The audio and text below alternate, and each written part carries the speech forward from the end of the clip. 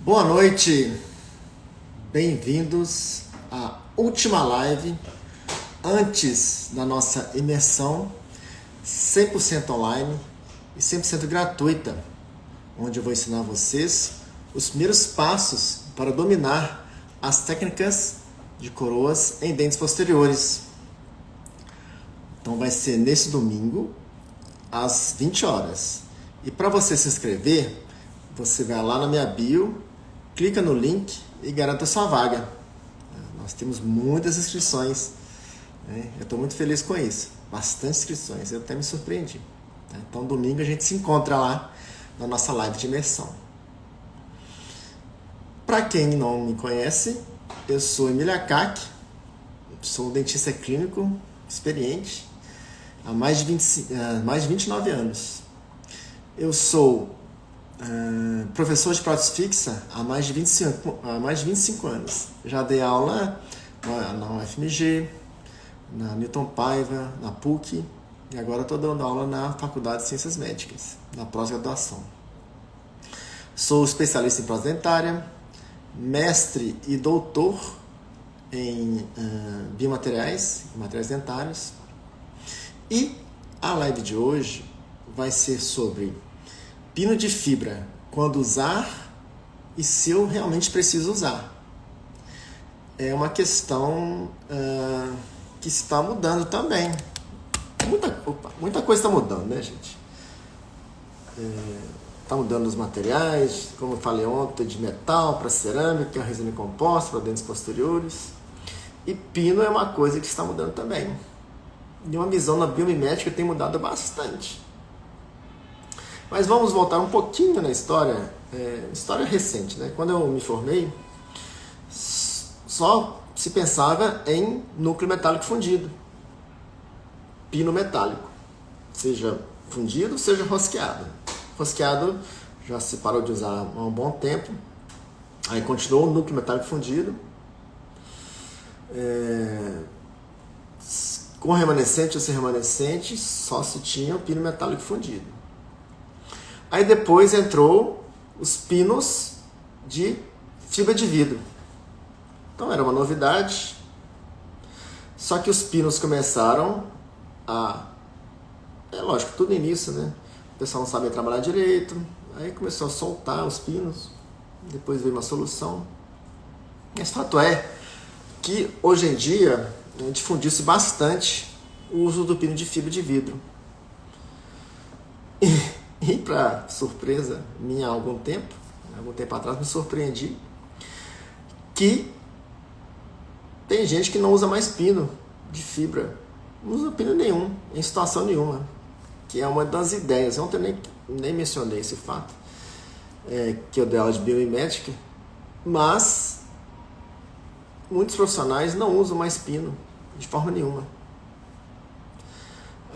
Houve uma palestra do professor nesse mesmo congresso de Foz do Iguaçu. O professor Dietrich mostrou que dentes que tinham pino de fibra de vidro, eu não lembro se foi de Dietrich ou foi Pascal Magnier, falou que eram áreas de concentração de carga e que aumentava o risco de fratura. Olha só, como é que pode? Mas está mudando. Fato é que os núcleos metálicos fundidos estão sendo cada vez menos utilizados. Mas ainda tem gente que usa. Não sei se é muita gente que usa, eu acredito que tenha diminuído bastante. Mas quem está usando não está errado, né? Muitos estudos suportam ainda o uso do pino de fibra de vidro, ou o uso do núcleo metálico fundido ao invés do pino de fibra de vidro. Principalmente nas situações onde não há nenhum remanescente. Aí sim, a grande questão de usar ou não pino de fibra de vidro, porque na literatura, inclusive nas revisões sistemáticas de literatura, afirma-se que, mas não afirma categoricamente, né? Eu li uma revisão sistemática sobre o assunto, em que os estudos, a conclusão era assim, os estudos sugerem que quando não há remanescente nenhum, os pinos de fibra de vidro são inferiores do que os núcleos metálicos fundidos. Mas eles sugerem, não afirmam categoricamente. Então a questão é, todo o dente que necessita de um pino de fibra de vidro, que realmente constatou, você concluiu que tem que fazer um pino intracanal, a questão é, se houver um remanescente de no mínimo 2 milímetros, você pode tranquilamente usar um pino de fibra de vidro, desde que seja necessário. Eu vou mostrar algumas situações aqui que para mim não é necessário, há pouco tempo acreditava-se que ainda é necessário, e tem gente que às vezes coloca e talvez não fosse preciso colocar esse pino de fibra de vidro, certo? Então é o seguinte, sem remanescente nenhum, é indicado colocar núcleo metálico fundido. Mas, mesmo que a literatura não afirme categoricamente, mas sugere que precise de remanescente, muita gente coloca pino de fibra de vidro mesmo sem remanescente nenhum, com só a raiz. Eu sou um deles. Ouvindo palestras das minhas referências de prótese, professor Kina, professor Oswaldo Scopinho, eles põem quase que 100% dos casos no pino de fibra de vidro, mesmo sem remanescente nenhum. E eu sigo essa filosofia. Eu raramente, hoje em dia, faço núcleo metálico fundido. Uso pino de fibra de vidro. Então, mesmo sem remanescente nenhum, eu continuo com esse pensamento. Mas quem faz núcleo metálico fundido, como eu disse, não tem problema nenhum. Tá certo? Tá certo também. Só que eu vejo vantagens, no uso do pino de fibra de vidro, que é a estética, principalmente, a região anterior, para mim é imbatível. O fato dele ter uma resistência mecânica um pouco menor do que o dente em si, o conjunto dentina-esmalte. Então, caso haja uma solicitação mecânica grande, às vezes quem vai fraturar é o pino. Se tivesse o núcleo metálico fundido, o pino metálico não ia fraturar, porque ele é muito mais resistente que o dente. Às vezes, o elo mais fraco da corrente seria o dente, então ia trincar o dente. Então, eu prefiro que trinque o elo mais fraco da corrente, seja o pino, no caso, igual ontem eu falei, o elo mais fraco da corrente que seja a resina composta na reabilitação oral. Nesse caso, que o elo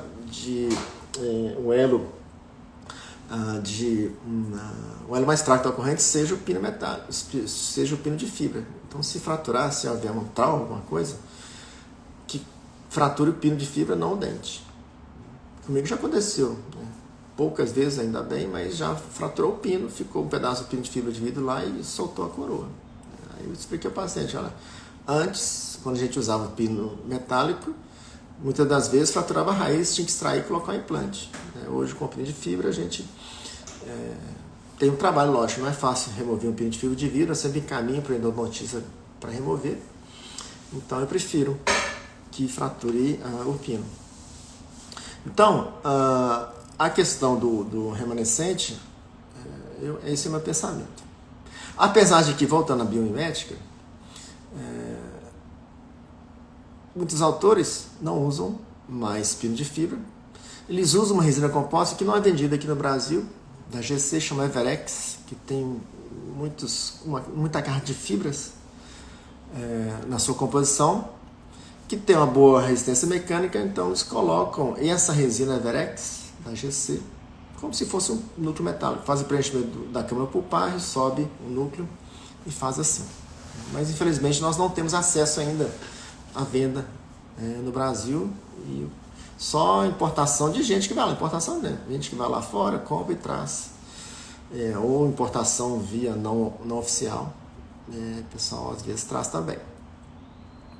Mas é bem legal essa linha, colocando esse material, o Everex, da GC. E aí, Alexandre, beleza? Obrigado pela pergunta. Isso, exatamente, é o que eu estou falando, Alexandre. Tem essa vertente aí da biomimética que está fazendo isso.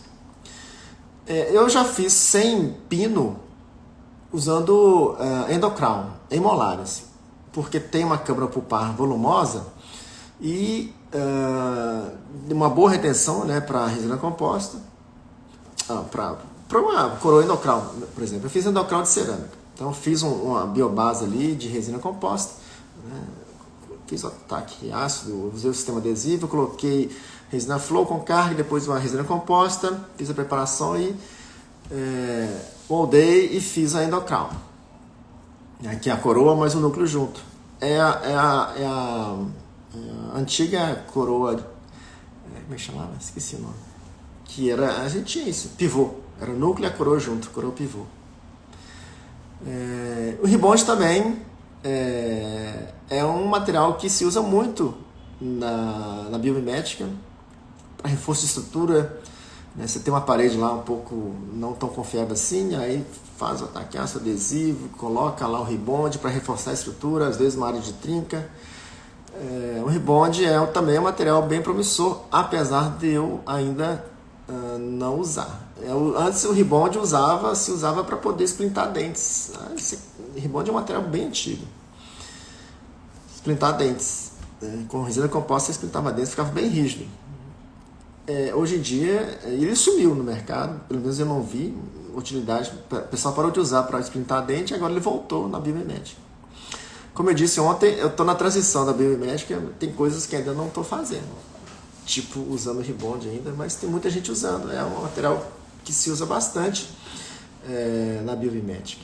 Mas ainda estou na transição. Ok? Mas, continuando aqui, a live de pino, eu até fiz um post hoje, né?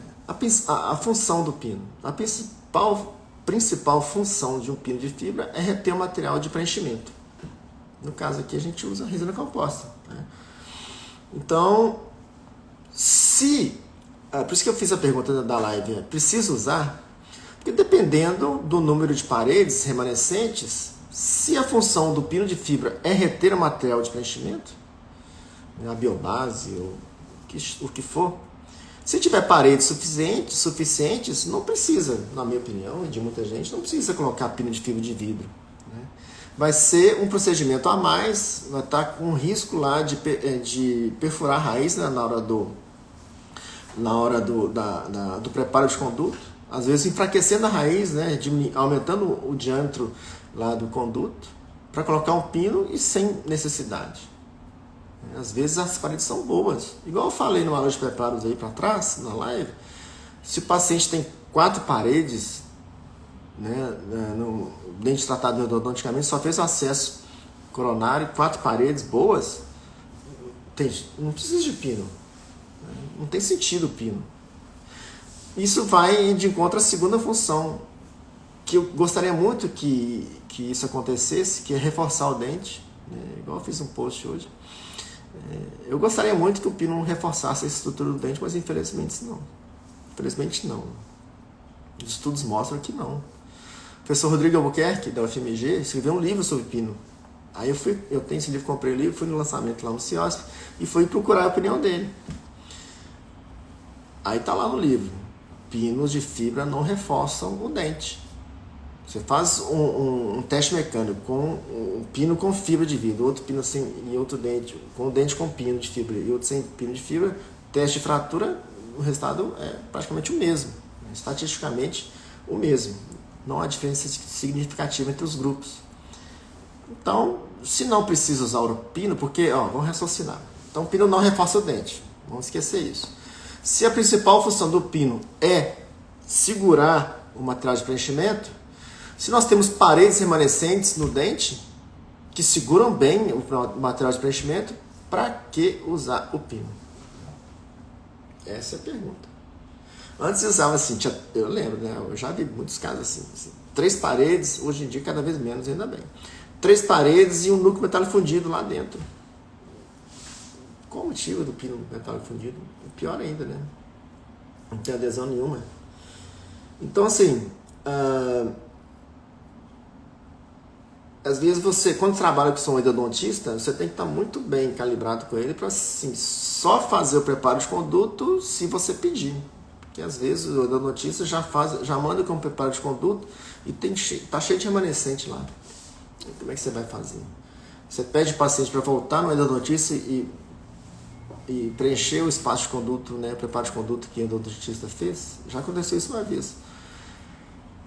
Ainda bem, só uma vez, porque aí é ruim para o paciente, né? Vou ter que voltar lá no endodontista só para poder fazer o preenchimento do conduto que ele mesmo fez. É chato. Então você tem que, ao indicar, você pede, explica ao endodontista que não precisa fazer para preparo de conduto ou precisa fazer para preparo de conduto. Porque na dúvida, às vezes o endodontista vai fazer e às vezes não vai precisar. Né? Que, mais uma vez, o preparo de conduto vai acarretar talvez um desgaste da dentina articular, que é importantíssima para a sua resistência mecânica. Né? Quanto mais preservar, melhor. Né? O princípio da biomimética, manutenção máxima dos tecidos dentais, né? Aproveitáveis. E a dentina articular, com certeza, é um fator fortíssimo, né? Um fator de resistência mecânica do dente e da raiz. Então, por exemplo, vou mostrar aqui umas fotos que eu selecionei. Uma ou duas fotos aqui, por exemplo, olha só. Esse dente aqui. Temos 4 paredes, apesar que uma das cristas marginais não está tão boa quanto a outra. Eu acredito que não seja necessário. Pino, para mim, não tem sentido nenhum. Né? Porque essas 4 paredes aí são muito mais que suficientes para poder segurar a resina composta que nós vamos preencher aí. E a aula de preparo que eu dei ontem, né? Às vezes, talvez uma classe 1 de resina, já que tem 4 paredes, apesar de uma das cristas não estar tão boa assim, uma classe 1 de resina talvez resolva. Vamos ver outro caso aqui. Outra foto. Vamos ver esse aqui. Ó. Bom, aí nós temos... Vamos considerar que ele tem 2 paredes, né? Uma vestibular e uma crista marginal, porque a outra, que talvez seja palatina, só tem um pedaço de cúspide. Então aquele pedaço de cúspide ali, isolado, porque tem um corte no sulco ali, palatino talvez, para mim essa cúspide palatina aí não está muito aproveitável. Então a minha conduta aí no caso seria não colocar pino, porque o pino não vai soltar, a resina composta de preenchimento não vai soltar, e fazer um preparo de rebaixamento de cúspide, essa que está mais inteira vestibular, e rebaixar esse pedacinho de cúspide aí da palatina. E talvez remover esse pedaço que está isolado aí. Mas como ela é de pino, eu queria falar que esse dente não precisa de pino de fibra. Não é? A função do pino é segurar o material de preenchimento. E essas paredes seguram com certeza o material de preenchimento. Vamos ver só mais um aqui. Um caso mais extremo, destruído aqui. Bom, aí nós temos uma situação diferente, que é uma parede remanescente só. Eu acredito que a resina composta ela consiga ficar aí, sem soltar. Uma boa adesão, né? Tá isoladinho, já aproveita e já faz o núcleo de preenchimento aí, ou a biobase, o que for. Mas se quiser colocar isso é um dente inferior, né? Você tá um pino aí no canal distal, também não acho que seja... cabe aí, né? Talvez os conceitos um pouco mais contemporâneos. Cabe aí colocar um pino, por precaução, já que essa parede vestibular aí, eu acho... Mesmo, apesar de estar uma boa estrutura, né, uma boa espessura, está praticamente intacta ali, ela vai aguentar um bom tempo, mas quem colocar um pino ainda não vejo problema nenhum. Mas, se não colocar o pino também, não tem problema. Quando eu falo de endocrown, talvez, não colocar pino, uma pergunta estava lá atrás, a pergunta do Alexandre. O Alexandre foi meu aluno, né? Ele é irmão dele. Abraço aí, Alexandre. Você pode fazer uma endocrown aí. Né? Vamos supor que não tivesse essa parede remanescente aí, fosse só raiz. Então você pode fechar a entrada dos canais ali com o ionocil, ionômero de vidro modificado por resina, fotopolimerizável, né? Para facilitar o acesso. Caso um dia ele queira tiver que retratar esse canal, está selado ali com ionocil. Depois fazer uma biosubstituição, biobase ali, revestindo as paredes da câmara pulpar e moldar para fazer uma endocrown. No caso eu faria de cerâmica, mas pode ser de resina composta também. E sem pino. Em molar, eu acredito que bom, o pessoal está fazendo em praticamente todos os dentes, mas em molar eu sinto confiança em fazer. Agora, em pré-molar, talvez em anteriores eu não tenho coragem, mas tem gente fazendo. Coloca o Everex ali, que é o material ideal, sobe. Tem gente fazendo até sem, porque o Everex não tem fácil no Brasil, não é disponível. Uma resina composta sobe ali, faz uma boa adesão, um isolamento absoluto, o máximo que possa conseguir com adesão é na força da adesão. O sentido de não usar o pino de fibra é a força da adesão e formar um corpo único e molda e faz a coroa, sem pino. Faz o preenchimento ali, sobe a resina composta e faz. Ainda, como eu disse, estou em transição, ainda não tenho a coragem de fazer isso ainda. Então, nós temos algumas situações, por exemplo, uma coisa importante para falar. Lá no início, quando eu falei que quando começou a usar os pinos de fibra, eles começavam a soltar. Por que começou a soltar? Porque eles colocavam, por exemplo, tinha um conduto grande, diâmetro grande lá, aí colocava um pino que maior que existia lá, e às vezes o pino ficava um pouco folgado no conduto. O conduto mais largo e o pino lá. Aí o que acontece?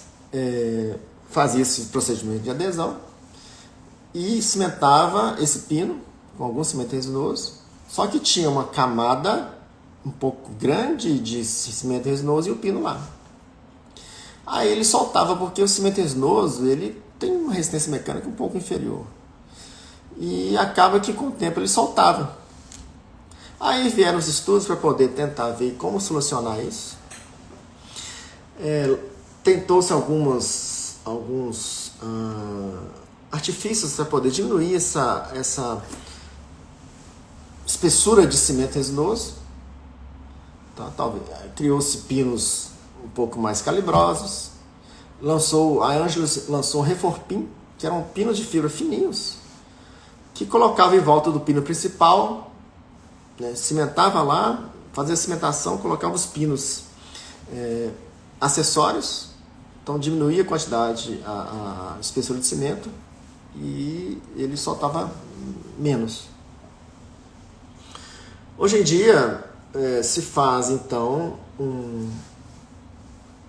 a anatomização do pino de fibra, todo mundo sabe, já conhece, mas que é moldar, ou não, às vezes não conhece, ou conhece e não faz, mas faz muito sentido e é uma coisa que eu indico, que eu faço, que é moldar o conduto, desde que o conduto esteja bem preparado, expulsivo, você molda o conduto,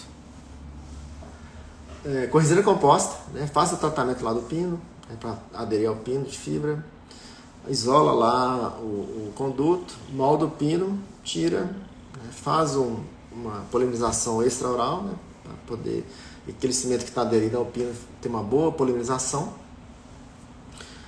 E você tem um pino agora com um diâmetro, uma forma bem semelhante, igual se molda com pingeste, para fazer núcleo metálico fundido, com resina Duralay, molda pingeste, mesmo princípio. Aí você vai ter um pino anatômico, a gente chama anatomização do pino, que é copiar o conduto. E, por consequência, quando você molda o conduto com resina composta, você vai ter uma espessura menor do cimento resinoso. Aí eles começaram a soltar bem menos.